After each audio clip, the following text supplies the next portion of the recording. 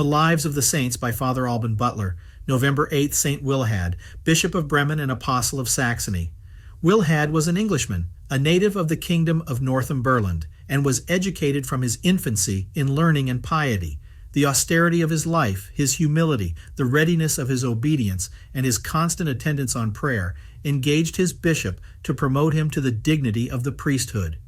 The great spiritual conquests which many of his countrymen had made to Christ, with St. Willibrord in Friesland and St. Boniface in Germany, seemed a reproach to him, and he desired to carry the saving knowledge of the true God to some of those barbarous nations which remained still in the darkness of idolatry and in the shades of death.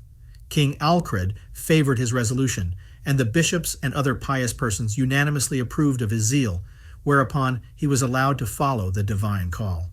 He landed in Friesland, and being desirous to preach in the first place to those nations which had the least acquaintance with our holy faith, about the year 772, began his mission at Dockum in West Friesland, the place near which St. Boniface and his companions had received the crown of martyrdom in 754. The blood of the martyr contributed powerfully to soften the hearts and open the eyes of the barbarians, and dispose them to receive the faith.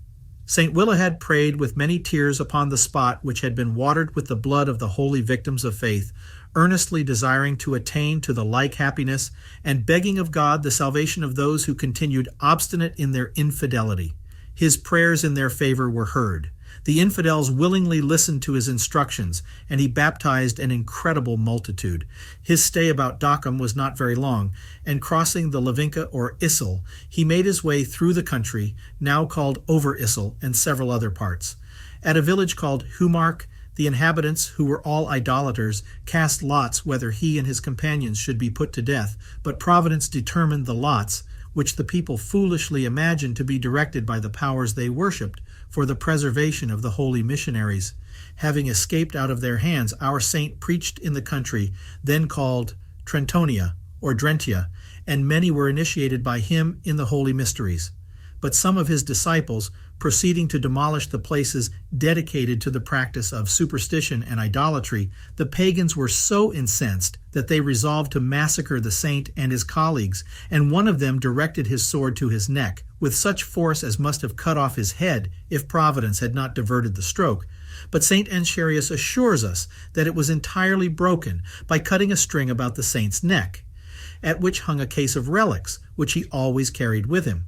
This deliverance surprised the idolaters and struck them with a profound veneration for the servant of God.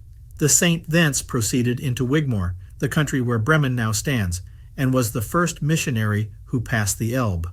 The Saxons at that time had spread themselves from the Oder to the Rhine and the Germanic Ocean, occupying the greatest part of the northern provinces of Germany.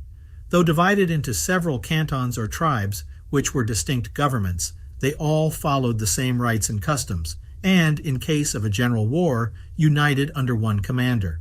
St. Willehad preached in this country 7 years till the great rebellion of the Saxons against Charlemagne broke out in 782. They had made inroads upon his territories and had been compelled to pay him a tribute in 772, in which war he destroyed the famous idol Irminsul with its rich temple in the fortress called Ebersberg, which some place near the Weser, others not far from Ratisbon. In 774, Charlemagne was busy against the Lombards in Italy, which occasion the Saxons took to revolt, but being defeated by him, obtained their pardon in 776. Though Desiderius, the last king of the Lombards, had been sent into France, where he probably died a monk, the Duke of Benevento and other Lombard princes raised commotions in Italy, which Charlemagne quelled in 4 months, and returned to curb the Saxons, who had at that time again revolted. They renewed their homage to him in 777. Only Wittekind, a Westphalian Saxon, who had been at the head of this rebellion, fled into Denmark.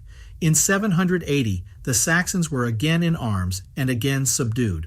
But in 782, at the instigation of Wittekind, they entered into a general conspiracy and renewed hostilities with unparalleled rage and cruelty, raising a dreadful persecution against all the teachers of the Christian religion and putting to death all the missionaries that fell into their hands. Several suffered martyrdom on this occasion, among whom was one named Folkard, a priest with his companion Emming, also Benjamin, Atrabanus, and Gerwel with their companions. St. Willehad, who had governed this whole mission 7 years, escaped by sea into Friesland, and while the tumult of the war rendered his missionary duties impossible, took an opportunity of going to Rome and laying before Pope Adrian the state of his mission. He was honorably received by the Pope, and, with his apostolic blessing, made haste back to France, where, waiting the end of the war, he passed almost 2 years in the monastery of Epternach, in watching, fasting, study, and assiduous contemplation. He prayed often at the tomb of St. Willibrord. He also copied the epistles of St. Paul and some other books, and here he assembled his fellow laborers, whom the war had dispersed. In 785, Duke Wittekind being baptized, won and peace restored in Saxony, St. Willehad returned to his province. Charlemagne, whose protection he implored, allowed him a dwelling in Wigmore, or the country between the Wesker and the Elbe, and 2 years after, when the saint had founded many churches, that prince procured him to be ordained Bishop of the Saxons on the 15th of July in 787. The saint fixed his see at Bremen, which city seems only to have been founded at that time, and was afterwards much enriched by its archbishops. St. Willehad, having received the episcopal character, redoubled his zeal and his solicitude in preaching, baptizing, administering penance, and ordaining priests. His food was only bread, with honey, herbs, or apples, except that, when his health was much impaired and he was afflicted with frequent distempers, Pope Adrian commanded him to allow himself a little fish. Wine or any other intoxicating liquor he never touched, except the wine he took at the altar. Unless some very extraordinary impediment fell out, he never missed saying Mass every day, and usually offered that adorable sacrifice with many tears. Holy reading and meditation were his favorite exercises, and he usually recited the whole Psalter every day, and frequently 2 or 3 times a day, with wonderful alacrity and devotion. His cathedral church he built of wood, which his successor Willehad rebuilt of stone. The saint consecrated it on the 1st of November, in honor of our Lord Jesus Christ, under the invocation of St. Peter the Apostle. In his old age, and in a very weak state of health, he could never be induced to intermit his functions, and scarce to mitigate any of his austerities. If Vespasian used to say that an emperor, considering his great obligations and duties, ought to die standing, how much more justly ought a bishop to die in the field of battle with arms in his hands? When St. Willehad lay dying, one of his disciples said to him, weeping, "Forsake not so soon your tender flock, exposed to the fury of wolves." The holy prelate answered, "Withhold me not from going to God. These sheep of mine I recommend to him who entrusted them to me, and whose mercy is able to protect them."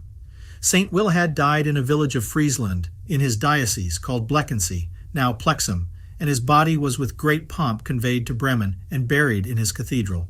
He had labored in his missions 35 years and been bishop 2 years, 3 months, and 26 days.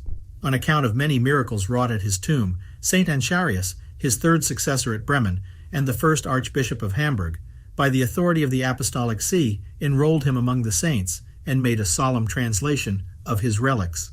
The see from St. Ancharius's time remained united with that of Hamburg, but the archbishop soon returned to reside at Bremen.